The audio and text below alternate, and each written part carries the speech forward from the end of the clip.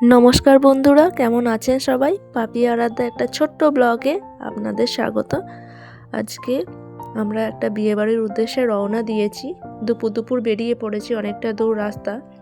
মাঝখানে শ্বশুরবাড়িতে রাতটা স্টে করব, ওখানেই যাচ্ছি। ওখানে প্রথমে থাকবো, কিছুক্ষণ রেস্ট করে তারপর রেডি হয়ে বেরিয়ে পড়বো বিয়েবাড়ির উদ্দেশ্যে। তো রাস্তায় যেতে যেতেই শুরু করে দিলাম। এই যে আরাধ্যা এখন সাজছে, আর আমার খানিকটা হয়েছে, এখনো পুরোপুরি রেডি নয়। তারপরে যাবো বিয়ে বাড়ি। এই যে খানিকটা সেজেছি।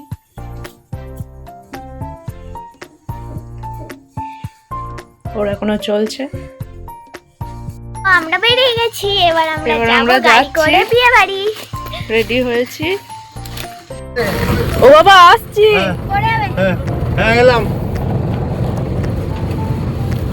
বাইরে বেরোনোর পর প্রচন্ড ঠান্ডা লাগছিল আমাদের, তো আমরা বেরিয়ে গেছি।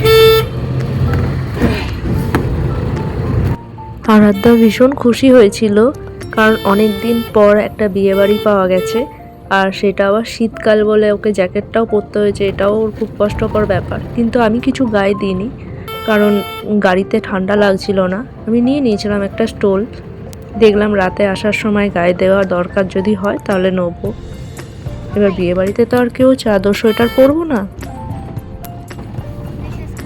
আরাধ্যার খুব আনন্দ, ওর আনন্দ আর শেষ হচ্ছে না। আর আনন্দ করতে করতেই আমরা চলে এসেছি বিয়ে বাড়ি। অবশেষে বিয়ে বাড়ি এসে সবাই মিলে একটু ফটোশ্যুট করলাম, আনন্দ করলাম, একটু আড্ডা দিলাম, খাওয়া দাওয়াও করলাম, কিন্তু সবটা দেখানো সম্ভব হয়ে ওঠেনি, প্রচণ্ড ঠান্ডা। তো আমরা চলে এসেছি ডিনারে। তো একটু বসে আছি, ভিড় আছে এখন। 10টা 10-15 বেজে গেছে আমাদের। এখনও খাওয়া দাওয়া করে এরপর আমাদের প্রায় 1.5 ঘন্টা রাস্তা আমাদের ফিরতে হবে গাড়িতে। তো গাড়িতে 3 জন ছাড়া আর কেউ নেই, মানে আমি, আরাধ্যার বাবা আর আরাধ্যা। তো অনেকটা রাস্তা আমাদের যেতে হবে, সেই কারণেই আমি বললাম তাড়াতাড়ি খেয়ে নিই, কারণ শীতের রাত, রাস্তায় লোকজন খুব কম, অনেকটা দূর।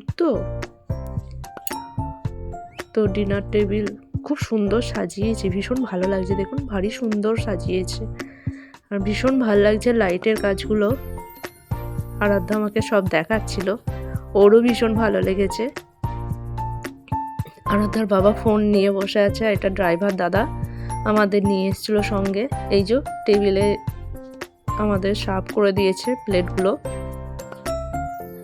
জলও দিয়ে দিয়েছে। এই যে আমাদের মেনু কার্ড। ভীষণ আনন্দ হয়েছে, কিন্তু আমার শরীরটা একটু খারাপ ছিল বলে আমি সেরমভাবে খুব একটা কিছু খেতে পারিনি বিয়েবাড়িতে। আর এমনিতেই আমি বেশি রিচ খাবার পছন্দ করি না।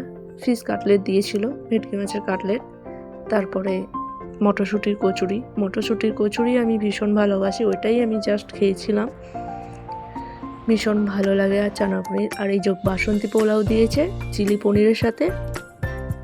বাসন্তী পোলাওটা আমি একটু খেয়েছি, তাও পুরোপুরি শেষ করতে পারিনি। সাদা ভাতটা নিয়েছিলাম, ভাবলাম হয়তো যদি পারি একটু খাবো, কিন্তু সেটাও আমি ভালোভাবে খেতে পারিনি। পোস্ত দিয়েছিল আর সস টপাট খাসির মাংস, কিন্তু বেশি আমি খেতে পারিনি। তারপর চাটনি, পাঁপড়, মিষ্টি যা থাকে। ভীষণ ভালো লাগলো বিয়েবাড়ি এসে।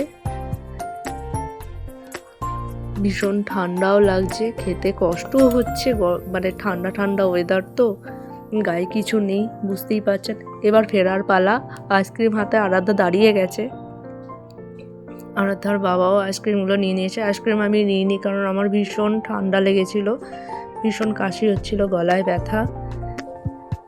আরাধ্যা টাটা করতে শুরু করে দিয়েছে, কারণ এবার আমরা বাড়ি যাব। এই যে একটা ডগি, এই ডগিটা আমরা যখন থেকে এসেছি তখন থেকেই ভো করেই যাচ্ছিল, সেই কারণে আমি গিয়ে ওর সঙ্গে একবার দর্শন করে এলাম, যে যাই একবার ওকে দেখা দিয়ে আসি। আর বাড়ির সবাইকে আসছি বলে চলে এলাম। এবার গাড়িতে উঠে যাবার পালা। খুব ঠান্ডা লাগছে, আর তুই বলি সামনে বসবো।